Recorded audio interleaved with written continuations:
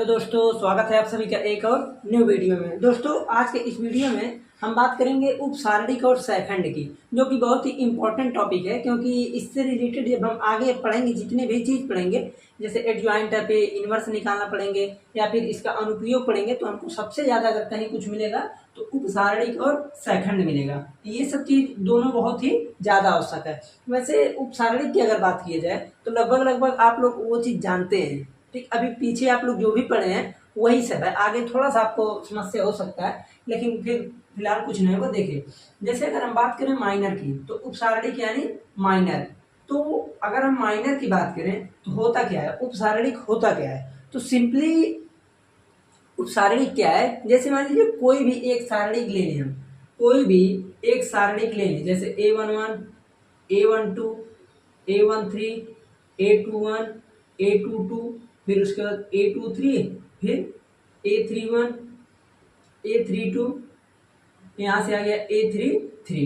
अगर कोई भी एक हम ले लें सारणिक, ओके, सारणिक ले लिए हम। अब जिस चीज का हमको उपसारणिक निकालना है, जैसे कोई भी उपसारणिक यहाँ से हो सकता है, और यहाँ से इस सारणिक में 9 एलिमेंट हैं, तो 9 एलिमेंट में से 9 एलिमेंट का उपसारणिक अलग अलग होगा। कैसे? आप कहेंगे ऐसा है, आप हमको A11 का उपसारणिक बताइए।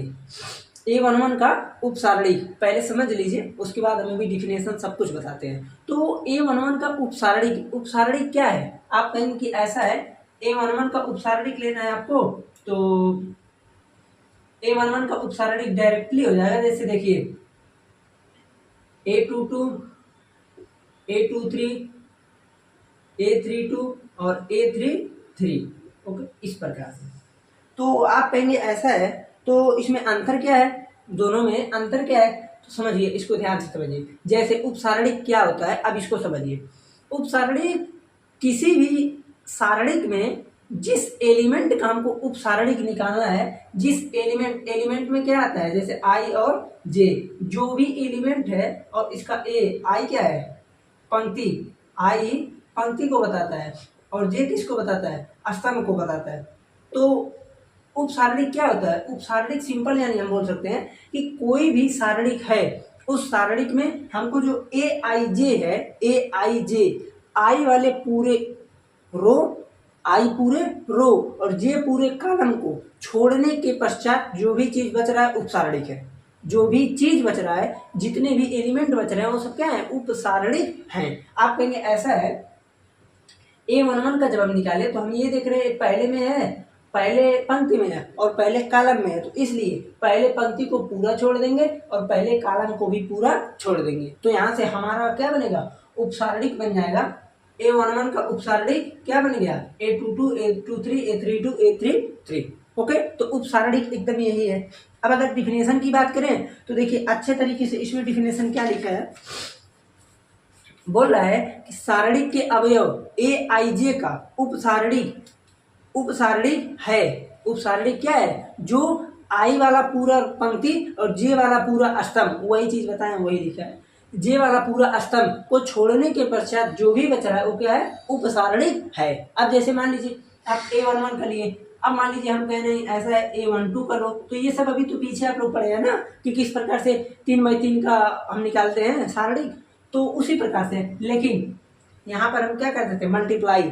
यहाँ पर हम उपसारणिक की जब बात करेंगे तो पूरे को हम छोड़ देंगे। ठीक, अब देखिए A12 जब हम लेंगे तो क्या बचेगा, देखिए A12 यानी हमको पहला पंक्ति दूसरा कॉलम छोड़ देना है, तो A21, A23, A31 और उसके बाद A33, ये चीज बच गया। तो हमको लगता है उपसारणिक अब आसानी से आप सभी लोग निकालेंगे। उपसारणिक क्या है, कोई भी अगर मान लीजिए एलिमेंट है, उसमें जो भी पंक्ति वाला है और जो भी कॉलम है, उस पूरे ग्रुप को छोड़ देंगे, जो भी बच रहा है वो हमारा हो जाएगा उपसारणिक।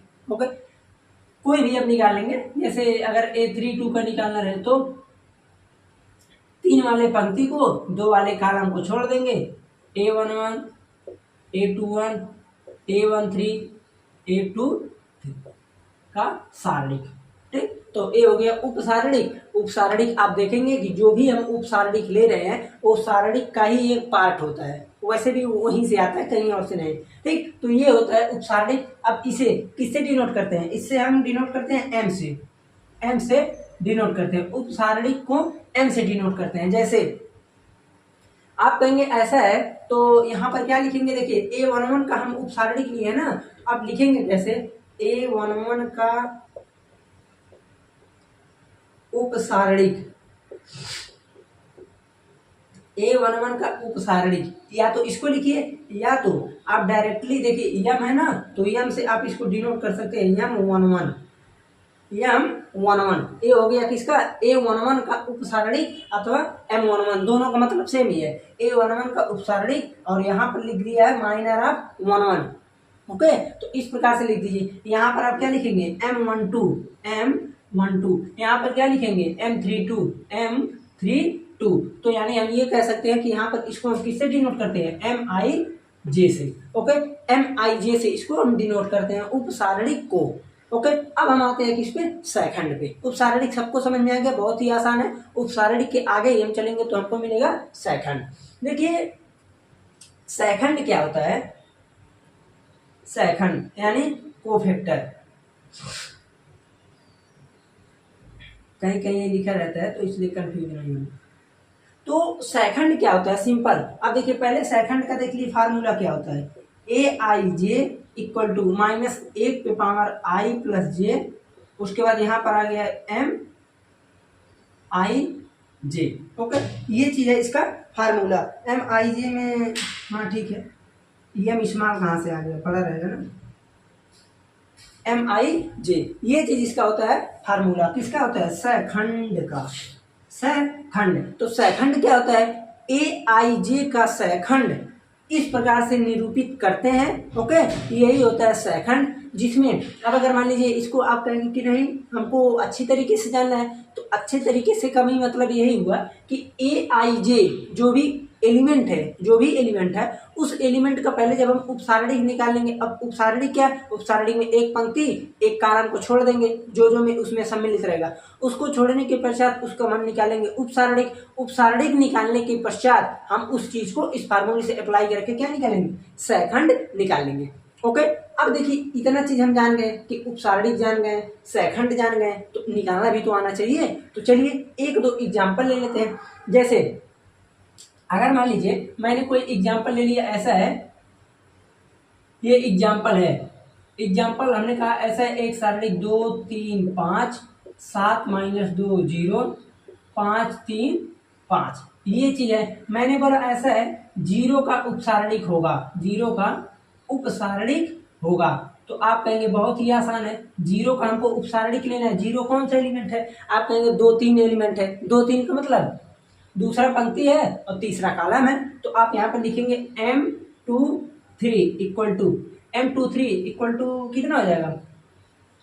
ये खत्म भाई, दूसरा पंक्ति छोड़ देंगे और तीसरा कॉलम छोड़ देंगे, तो बचेगा 2 3 5 3। तो यहाँ से आ जाएगा 3 दूनी 6 5 3 15 -9। दिख रहा है कि नहीं ये चीज?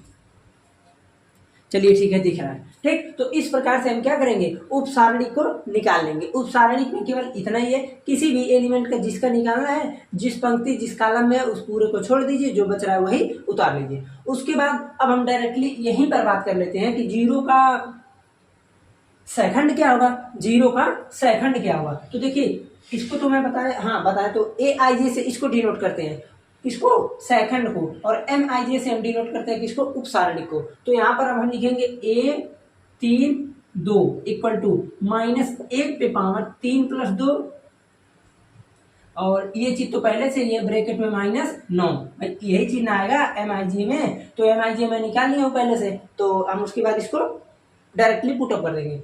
अब देखिए -1 पे पावर 5 -9, -1 पे पावर अगर विषम घात रहती है तो माइनस होता है, और तो यहाँ से आ जाएगा -1 -9, यानी यहाँ से कितना आ गया? 9 आ गया। ठीक, इस प्रकार से हम किसी भी उपसारणिक में से किसी भी सारणिक का उपसारणिक, ठीक, उपसारणिक के बाद उसका सेकंड, ये दोनों चीज हमको निकालने आना चाहिए। इतने पर ही आप लोगों का प्रश्नावली 4.3 ये पूरी तरह से खत्म हो जाएगा। लेकिन ये तो है नहीं कि हम बताने वाले नहीं हैं, सब बताया जाएगा।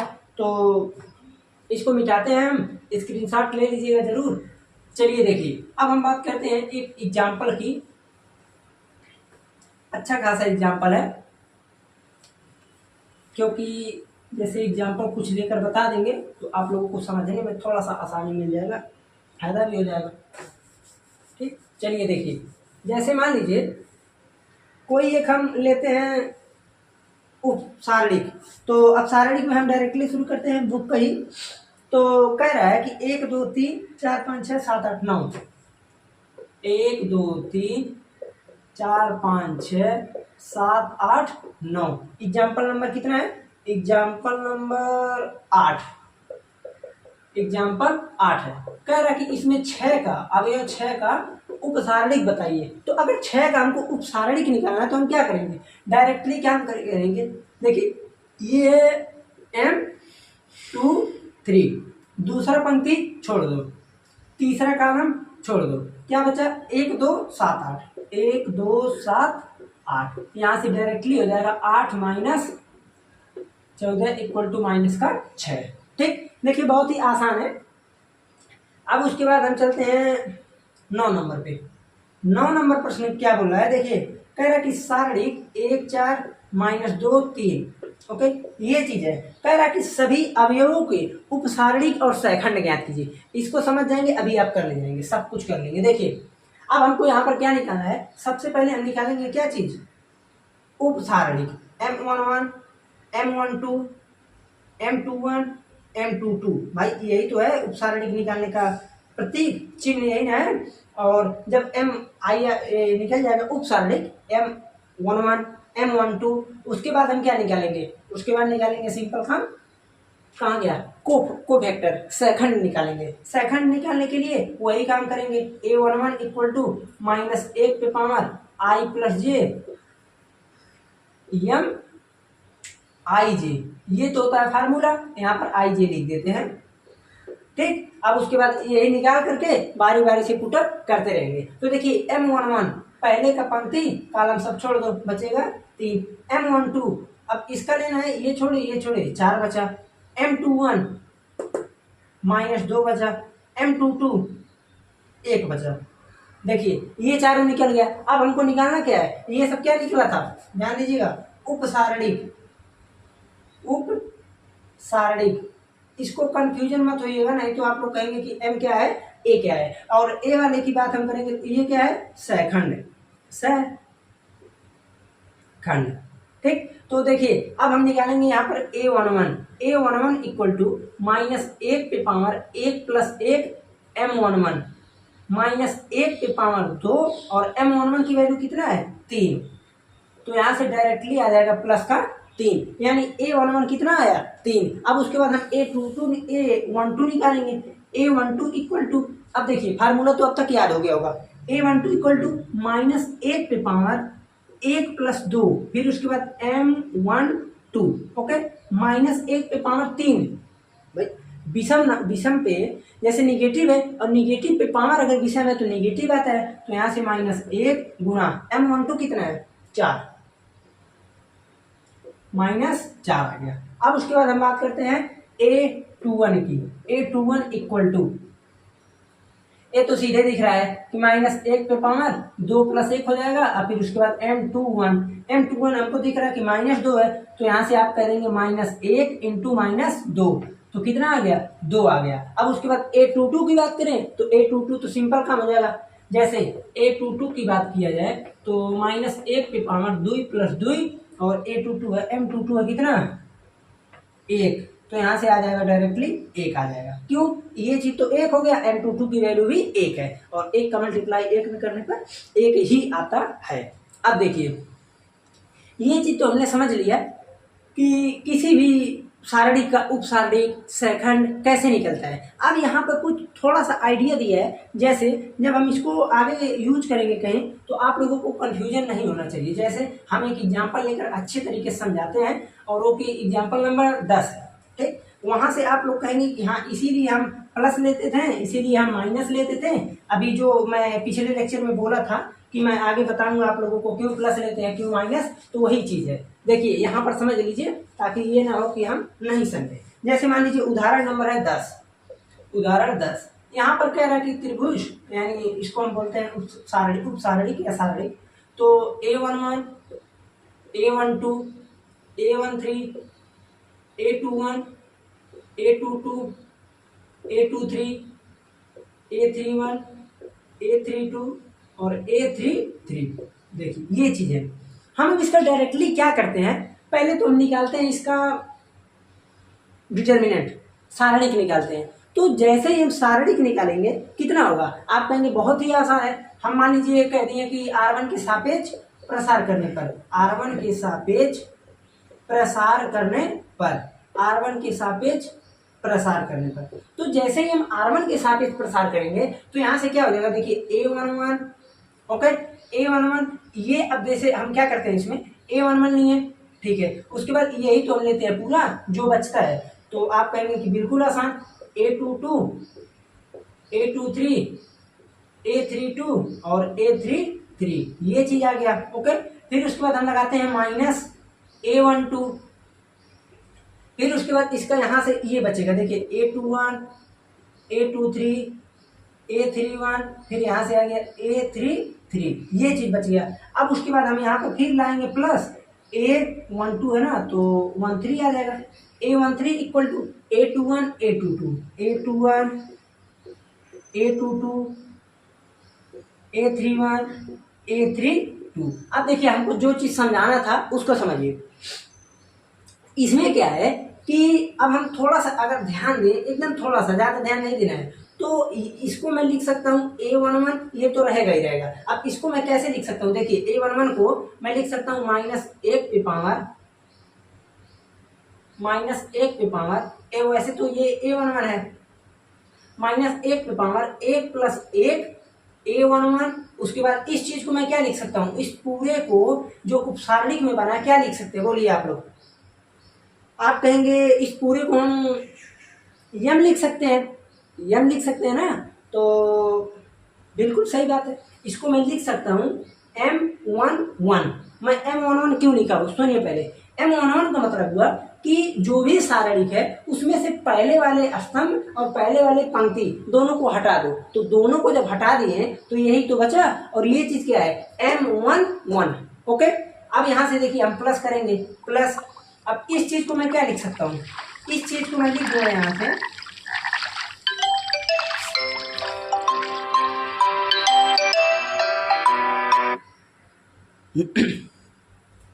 देखिए यहाँ पर अभी इसको हम क्या करेंगे, जैसे A12 है तो इसको हम लिख देंगे -1 पे पावर 1 + 2, -1 पे पावर 1 + 2। फिर उसके बाद हम लिखेंगे यहाँ पर A12 तो रहेगा ही रहेगा, A12। अब इसको लिख देंगे हम M12, ओके, ये चीज लिख देंगे। अब यहाँ पर देखिए -1 पे पावर विषम है ना, तो माइनस ही आएगा। आप लोग कंफ्यूज मत होइएगा कि माइनस कहाँ गया, इसीलिए हम इसको अलग कर दें, चाहे एक ही में रखें, बात वही है। हमको जो चीज समझाना है अभी आप खुद समझ जाएंगे, थोड़ा सा बस और देखिए। यहाँ पर क्या करेंगे, यहाँ पर हम वही सेम काम लिखेंगे, 1 पे पावर 1 + 3, उसके बाद A13, फिर यहाँ से लिख देंगे हम M13। अब देखिए आप लोगों को एक चीज थोड़ा सा डाउट हो सकता है, आप कहेंगे आपको कैसे पता चला कि यहाँ 1 है, -1 है, और यहाँ -1 है, और यहाँ भी -1 ही है। तो देखिए सिंपल, अभी जो फार्मूला हम लिखे थे -1 पे पावर I + J और M, ठीक वीडियो बना, तो और क्या था, जैसे फार्मूला -1 पे पावर I + J, उसके बाद MIJ, ये फार्मूला था किसका, सैखंड का, यानी AIJ का। तो देखिए अब करना क्या है आपको, सिंपल काम। अब आप यहां से देखेंगे कि कहाँ गया, हाँ, A11 को अगर हम साइड कर लें, A11 को अगर साइड करें तो अब देखिए -1 पे पावर 1 + 1 M11, इसे हम बोल सकते हैं A11, ओके, प्लस इस चीज को, इस पूरे को मैं क्या बोल सकता हूँ, जैसे A12 तो रहेगा ही रहेगा, A12, और यहाँ से हम बोल देंगे कि M12, ठीक। उसके बाद यहाँ से बोल देंगे हम A13, और देखिए M लिख दिए, यही सब ना गलती हो जाएगा, यहाँ से हो जाएगा A13। अब ध्यान से समझिए, तो होता क्या है, जब कभी भी हमको सारणिक निकालना है, सारणिक की वैल्यू निकालना है, किसकी वैल्यू, सारणिक की वैल्यू, तो हम डायरेक्टली वहां से ये भी फार्मूला यूज कर सकते हैं A11 plus A12 plus A13 small ए क्या है, एलिमेंट है, स्मॉल ए एलिमेंट है, बट कैपिटल ए क्या है, सहखंड होता है। ओके, सहखंड कैसे निकलता है, पहले हम उपसारणिक निकालेंगे। उपसारणिक कैसे निकलता है, जो भी एलिमेंट है उसका आई और जे छोड़ देते हैं। ठीक, तो यहां से हम ये बोल सकते हैं कि A11 निकला, A11 A12 तो हम क्या देख रहे हैं कि अगर हमको मान लीजिए सारणिक की वैल्यू निकालना है तो कई क्या चीज निकला। देखिए पहला क्या निकला कि हम A11 लें, फिर A11 प्लस A12 लें, फिर A12, फिर यहां से हम ले लें A13 फिर उसके बाद देखिए हम दूसरा क्या कर सकते हैं। दूसरा मेरे मन में अगर ख्याल आए तो हम इस चीज को यहां से तोड़े ना, R1 के सापेक्ष हम R2 के सापेक्ष तोड़े तो यहां से बन जाएगा A21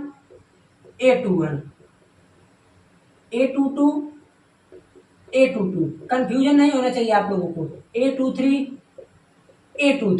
ठीक। ये सब कैसे करेंगे, इसी के जैसे हम तोड़ेंगे तो हमारा आ जाएगा, ये इसी में आएगा। कब आएगा, जब हम R2 के सापेक्ष प्रसार कर देंगे। ओके, अब यहां से हम मैं अगर मान लीजिए R3 के सापेक्ष करता तो A31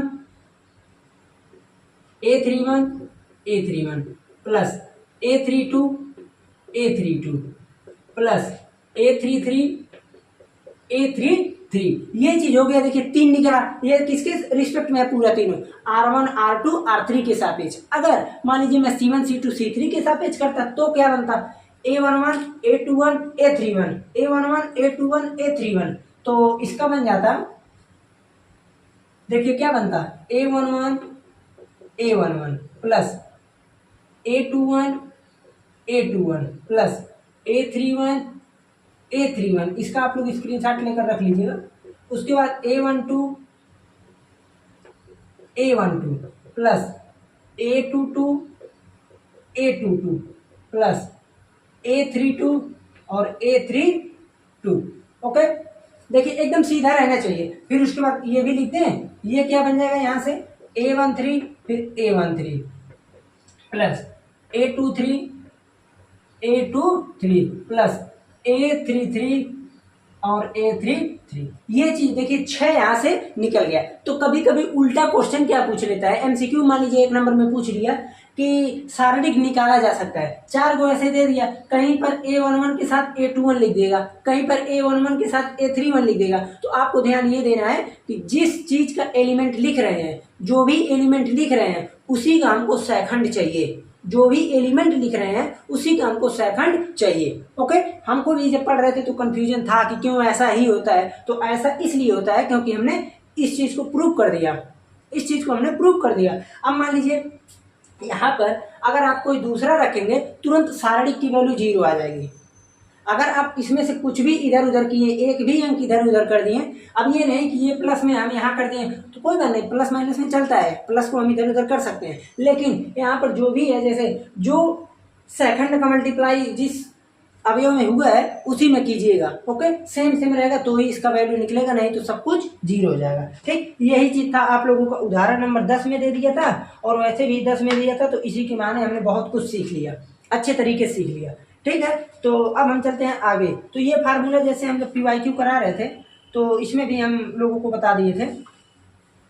ठीक, अब देखिए, अब यहाँ पर उदाहरण नंबर 11 दिया है। उदाहरण नंबर 11 बता देंगे तो सब इसको मिटाते हैं, आप लोग स्क्रीनशॉट ले लीजिएगा। जैसे ही हम उदाहरण 11 बता देंगे तो सब कुछ एकदम कंप्लीट समझ लीजिए। उदाहरण 11 कह रहा है कि सारणिक 2 - 3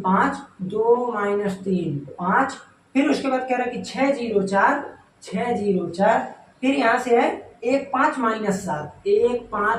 7 के सभी एलिमेंट का उपसारणिक और सहखंड निकालिए। साथ ही A11 A31, देखिए यहाँ पर थोड़ा सा घुमा दिए ना, A11 A31 plus A12 A32 plus A13 A33 हाँ इक्वल टू 0 होता है। ये चीज हमको प्रूव करना है। तो देखिए हम क्या करेंगे, सबसे पहले एकदम आसान सी काम, A11 और A12 A13 हमको पता ही है। वैसे भी हमको सभी का क्या निकालना है, उपसारणिक और सहखंड। देखिए सिस्टमेटिक वे से एकदम समझते रहिएगा कि उपसारणिक सहखंड कैसे निकलेगा ताकि समस्या ना हो। तो अब हम सबसे पहला काम क्या करेंगे, सबसे पहले हम सभी का निकालेंगे उपसारणिक, सभी एलिमेंट का उपसारणिक निकालेंगे। तो अब हम डायरेक्टली क्या लिखेंगे, देखिए अब या तो मेरे पास दो रास्ता है लिखने का, मैं लिख दूं कि दो का उपसारणिक। लेकिन अब यहाँ पर जब इस प्रकार से लिखेंगे तो हो सकता है कि दो तीन ठोला दो यहाँ भी हो, यहाँ भी, तो किसका लिखेंगे, इसीलिए इसका एक स्पेसिफिक नाम क्या लिख देंगे हम डायरेक्टली M11। इसका मतलब ही हो गया कि इसी का निकलेगा, पहले पंक्ति और पहले कॉलम का। तो M11 आ गया। ठीक, M11 में क्या चीज आएगा, देखिए अब लगाएंगे हम उपसारणिक, ये इसको गायब करेंगे तो 0 4 5 -7 ये चीज बच गया M11। फिर उसके बाद M12 में क्या बचेगा, इस चीज को लेना है तो देखिए पहला रो दूसरा कॉलम छोड़ देंगे तो 6 1 4 -7 ये आ गया M12। फिर उसके बाद हम M13 में चलेंगे तो M13 जब निकालेंगे तो क्या चीज आएगा, देखिए 6 0 1 5 M13 आ गया। M21 निकालेंगे, M21 इक्वल टू इसको लेना है दूसरे पंक्ति को छोड़ना है पहले को छोड़ना है तो -3 5 5 -7 ओके ये चीज आ गया। अब उसके बाद हम चलते हैं M23 पे, M22 में देखिए इधर से इसको काटे इधर से इसको तो 2 1 5 -7 M22 आ गया। अब यहां से हम निकालेंगे M23 की वैल्यू इक्वल टू, तो दूसरा पंक्ति छोड़ना है तीसरा कॉलम छोड़ना है, इधर जब छोड़ देंगे तो क्या बचेगा, देखिए 2 -3 1 और 5 ये चीज बचेगा। फिर अब हम आएंगे किस पे M31 equal to M32 equal to M33 equal to, हमको तीन और निकालना है M31 की वैल्यू कितना होगा, आप कहेंगे तीसरा पंक्ति छोड़ देंगे पहला कॉलम छोड़ देंगे तो यही बचेगा -3 5 0 4 ओके ये चीज बच गया। अब उसके बाद M32 पर चलेंगे तो M32 क्या चीज है, तीसरा पंक्ति दूसरा कॉलम तो 2 6 5 4 2 6 5 4 यही चीज बचेगा। M33 में चलेंगे तो इधर से ये तो 2 -3 6 0 2 -3 6 0 ये चीज बचा। अब यहीं पर लगे हैं तो इसका सभी का उपसारणिक भी आसानी से निकाल लेते हैं।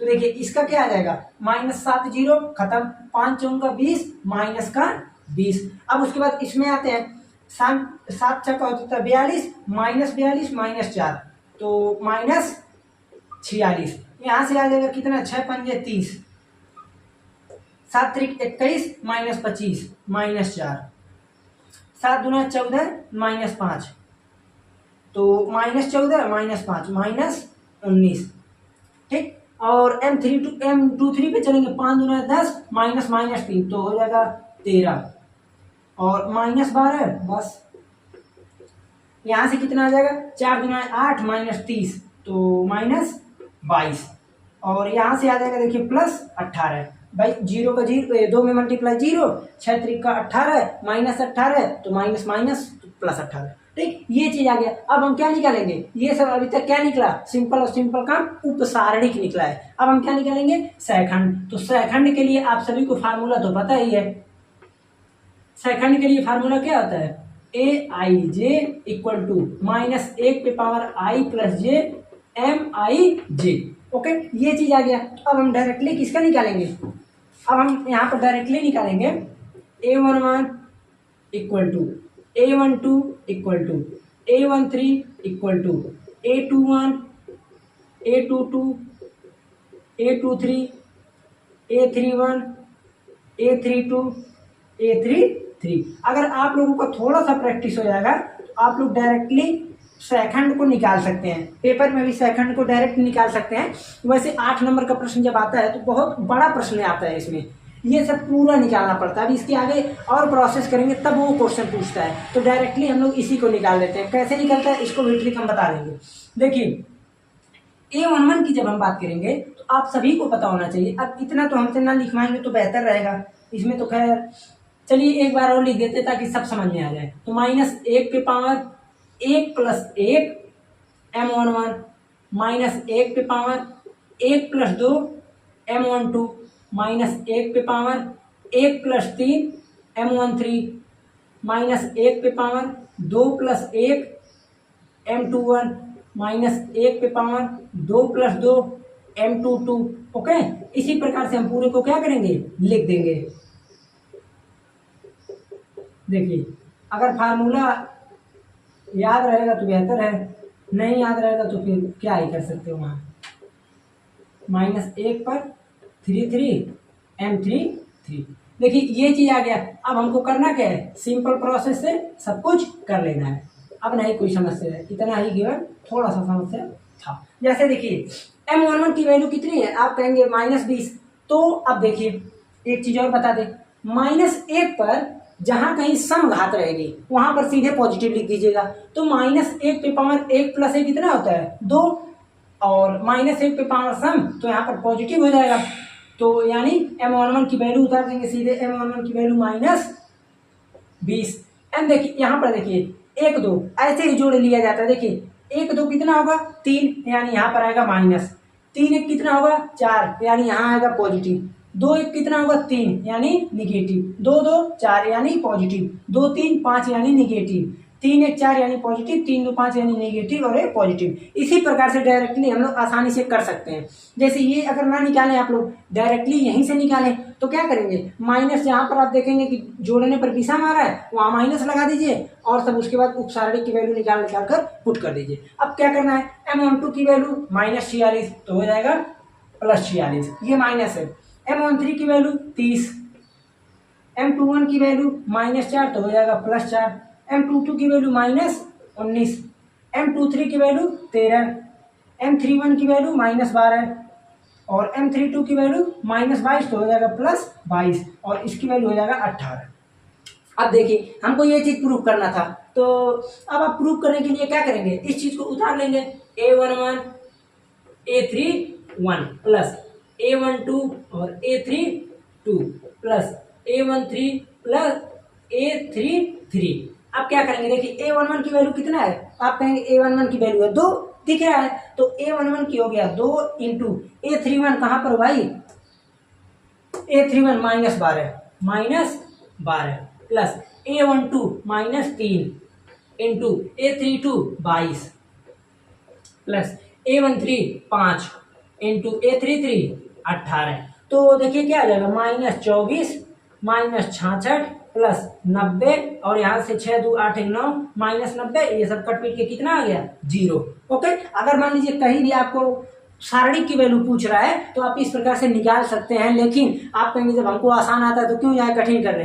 तो इसका जब हम इनवर्स निकालेंगे तो वहां पर खुद यही विधि लगाकर आप लोग आसानी से निकाल सकते हैं। ठीक, तो इतना तो हम लोग केवल अभी तक उदाहरण को देख लिए। अब हम चलते हैं प्रश्नावली 4.3 के प्रश्नों को। देखिए 5 प्रश्न है जिसमें से बहुत ही आसान प्रश्न है। देखिए क्या चीज है, कह रहा है कि सिंपल काम हमको क्या करना है, पहले तो मिटाते हैं इसे। ठीक, ये चीज मिटाते हैं, आप लोग आसानी से लिख लेंगे तो बेहतर रहेगा। इसको भी मिटाते हैं और यहां से इस चीज को भी मिटाते हैं। देखिए कितना मिटाते हैं, पहले लिखें इतना। देखिए कह रहा है पहला प्रश्न कि पहले में वैसे 2 प्रश्न दिया है। कह रहा है कि 2 -4, वैसे रात को वीडियो बनाए थे लगभग 11 बजे था, तो इसको छोड़ दिए। वैसे फैन चला एकदम सूख गया है, पूरी तरह चल ही नहीं रहा है। 2 -4 0 3, ये चीज है। हमको क्या करना है, प्रत्येक एलिमेंट का उपसारणिक, प्रत्येक एलिमेंट का सहखंड निकालना है। तो बहुत ही आसान है। उपसारणिक निकालने के लिए m11 का उपसारणिक कितना होगा, 3, m12 की उपसारणिक 0, m13 नहीं है, m21 का उपसारणिक -4, m22 का उपसारणिक 2। ठीक, अब उसके बाद हम बात करेंगे यहाँ पर इसकी, तो वहां पर तो लिखेंगे नहीं, हम डायरेक्टली यहीं पर लिख देते हैं। तो हम लिखेंगे a11 इक्वल टू, अब हमको फार्मूला नहीं लिखना है, a11 इक्वल टू, अब यहाँ पर 1 और 2 कितना है, पॉजिटिव है तो डायरेक्ट आएगा पॉजिटिव संख्या, तो यहाँ पर लिख देंगे हम 3। डायरेक्टली कर रहे हैं, ध्यान दीजिएगा। जैसे ये कहाँ से हो रहा है देख लीजिए और देख लीजिए, ना समझ में आए थोड़ा और देखिए, उसके बाद आप कीजिए। ठीक, यहां से अब आया 3, इसी प्रकार से हुआ है। यहां पर देखेंगे तो M12 0 ऐसे है तो ये हो जाएगा 0, A12 0। फिर अब बात करते हैं A21 की, A21 इक्वल टू 2 1 3, 3 है तो एक माइनस 1 पे पावर भी सम निगेटिव, निगेटिव पहले से है तो पॉजिटिव, इस प्रकार से कर सकते हैं। A22 इक्वल टू 2, ओके 2 क्यों आया, A22 है तो माइनस 1 पर चाहे जितना आ रहा है 4 आ रहा है तो सम और 2 आ गया। ठीक, इस प्रकार से आप निकाल सकते हैं। पहला हो गया, पहले में ही दूसरा दिया है A B C D, A B C D, ये तो बहुत ही आसान है। जैसे जब M1 निकालेंगे तो D आएगा, इसी प्रकार से पूरा एलिमेंट निकालेंगे, उसके बाद यहाँ पर minus D minus B minus C minus A, इसी प्रकार से जो भी हो यही सब आएगा। ठीक, अब उसके बाद हम बात करते हैं दूसरे प्रश्न में। तो दूसरे प्रश्न में देखिए क्या चीज दिया है। दूसरे प्रश्न में भी 2 प्रश्न है, यही सब समस्या है ना। आप लोग इसका फोटो वोटो खींचते रहिएगा ताकि कोई समस्या ना हो। देखिए टाइम देख लो एक बार कितना हुआ। चलिए 36 मिनट हो गया, बता रही हूँ। दूसरा प्रश्न है, दूसरे में भी 2 प्रश्न है तो केवल हम एक बता रहे हैं, एक बता दे रहे हैं। जैसे यहाँ पर देखिए दिया 1 0 0 0 1 0 0 0 1। तो अब देखिए थोड़ा सा आप लोग एकदम अच्छे तरीके से सब मेथड समझ लिए। अब देखिए डायरेक्टली कैसे करते हैं इसको समझिए। डायरेक्टली कैसे करते हैं सब कुछ पता रहना चाहिए ना। तो यहाँ पर देखिए डायरेक्टली क्या करेंगे, A11 दोनों पूछा है ना, यहाँ तो दोनों पूछा है, खैर कोई नहीं हम दोनों बता देंगे। A12 A2 नहीं A13 A21 A22। आप सोचेंगे कि A क्यों पहले निकाल रहे हैं, मैं डायरेक्टली भी आप लोगों को बता दूं A32 और A33। ठीक, ये चीज है। लेकिन अगर हमको डायरेक्टली ये सब चाहिए तो सबसे पहला काम क्या करेंगे, हम देखेंगे कि कहाँ कहाँ जोड़ने पर बीसा हमारा है। 1 1 2 1 2 3 2 1 3 2 3 5 3 2 5, यानी इतने जगह पर निगेटिव पहले से लगा दो। क्यों, क्योंकि यहाँ पर जब हम इस वाले फॉर्मेट से रखेंगे तो निगेटिव आ जाएगा। अब उसके बाद देखिए A11 के लिए हम करेंगे, जब इसको हटाएं इसको हटाएं क्या बचेगा, 1 1 कम 1। A12 तो हम ये देख रहे हैं कि A12 यानी पहला पंक्ति दूसरा कॉलम छोड़ेंगे तो पहला पंक्ति दूसरा कॉलम, पहला पंक्ति दूसरा कॉलम 0। A13 अब इसको छोड़े 1 3 तो 0। A21 तो दूसरा छोड़े पहला छोड़े 0। A22 तो यहाँ से 1 बचेगा। A23 तो इसमें देखेंगे तो ये कटा 0 बचा। फिर उसके बाद A31 तो A31 देखेंगे तो क्या होगा, देखिए ये हटा सीधे बचा 0। A32 यहाँ से ये बचा 0। A33 ये 1 बचा। ओके, अब 0 में ना तो पॉजिटिव होता है ना निगेटिव होता है, हो गया निकल गया। ठीक, इसी प्रकार से निकालना है। ये हमने निकाल दिया, क्या चीज, सेकंड निकाल लिया। उपसारणी आप लोग निकाल सकते हैं आसानी से, ठीक है ना। तो इन सब चीजों को आप लोग निकाल लीजिएगा। अब आते हैं हम डायरेक्टली 3 नंबर प्रश्न पे।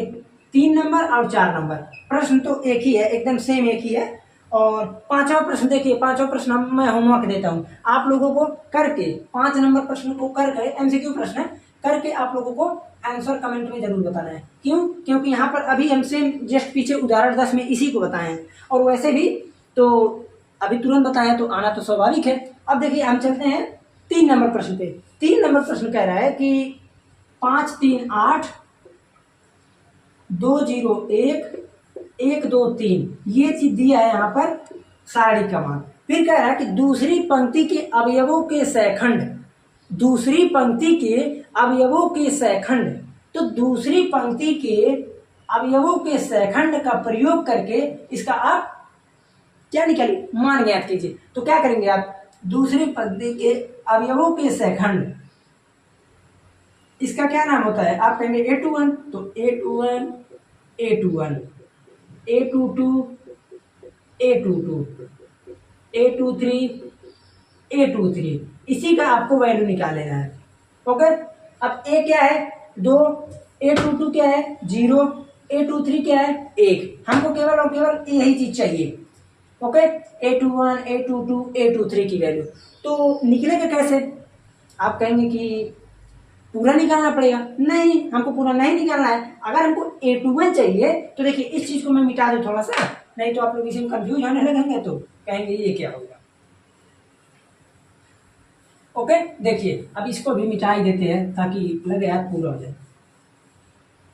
देखिए हमको क्या करना है, हमको क्या चाहिए A21, तो करेंगे क्या A21 A22 A23, इसी के लिए मैं आप लोगों को शॉर्ट वाला रास्ता बता दिया था। 2 1 3 निगेटिव, 3 2 5 निगेटिव।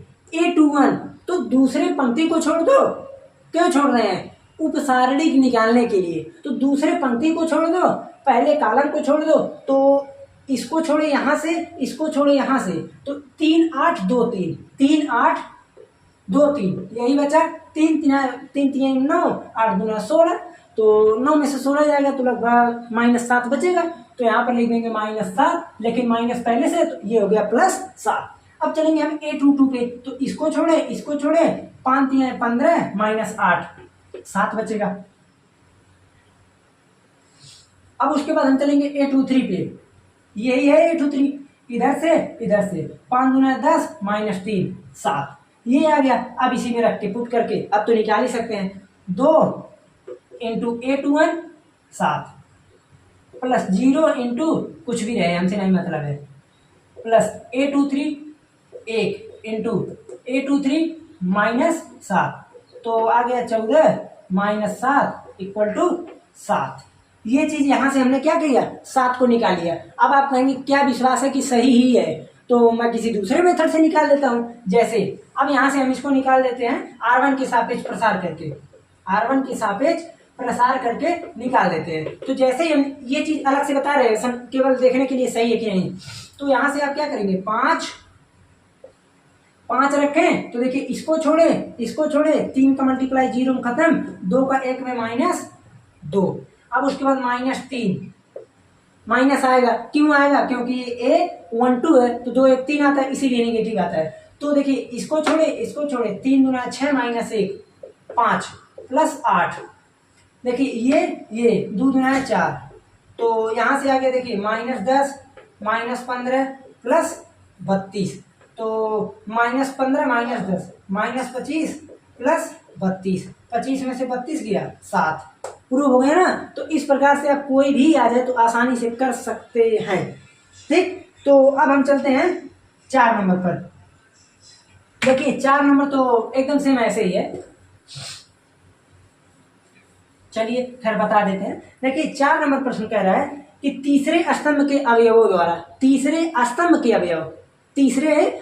के अवयव, अब पहले हम एलिमेंट लिख दें A1 X Y Z ZX XY XY। अब यहां पर बोल रहा है कि तीसरे स्तंभ के अवयव, तो पहला स्तंभ, दूसरा स्तंभ, तीसरा स्तंभ, तो यानी हम क्या बोल सकते हैं कि A13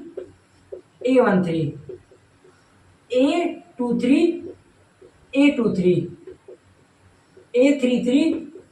A33 ओके, इतना तो आप लोग कर ही सकते हैं, निकाल तो सकते ही हैं। तो हम क्या करेंगे इसके बाद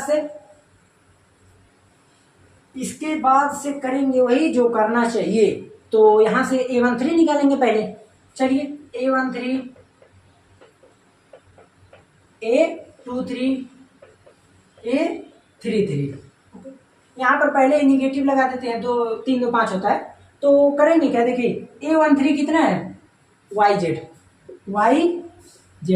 इंटू A23 कितना है ZX इंटू, और उसके बाद A33 XY, ठीक, इंटू, अब बीच में प्लस तो रहेगा ही रहेगा, ठीक। अब उसके बाद हम यहाँ से क्या करेंगे इस चीज को लिखते हैं। अब देखिए निकालेंगे A13, जब निकलेंगे तो A13 निकालने के लिए हम क्या करेंगे, पहले पंक्ति को छोड़ेंगे, दूसरे कॉलम तीसरे स्तंभ को छोड़ेंगे, तो इधर से ये तो बचेगा क्या, देखिए Z - Y, तो यहाँ से सिंपल आ गया Z - Y। A23 जब निकालेंगे तो देखिए A23 तो Z - X आएगा, Z - एक्स, लेकिन यहाँ पर माइनस पहले से है इसलिए यहाँ से आ जाएगा जेड प्लस एक्स, नहीं एक्स माइनस जेड। अब A33 जब निकालेंगे देखिए 3 3 इसको छोड़े तो बचेगा y minus x, y minus x. तो यहाँ से होगा क्या, A13 था ना, तो देखिए जेड माइनस वाई, दूसरा एक्स माइनस जेड, तीसरा y माइनस एक्स। अब इसको मल्टीप्लाई करते हैं तो y Z square minus Y square Z plus Z X square minus Z square X plus X Y square minus X square Y. ये चीज आ गया। कुछ कट बिट रहा है, नहीं कटेगा। देखिए इतने आसानी से हम इसको निकालिए, ठीक। तो इसी प्रकार से इसको हम कर सकते हैं। 5वां में आप लोग आराम से घर से कीजिएगा। अगले में लेक्चर में जब मिलेंगे तो हम बताएंगे आप लोगों को खंडज और व्युत्क्रम निकालना। ओके, तो चलते हैं, मिलते हैं फिर अगले लेक्चर में। चैनल पर बने रहिए।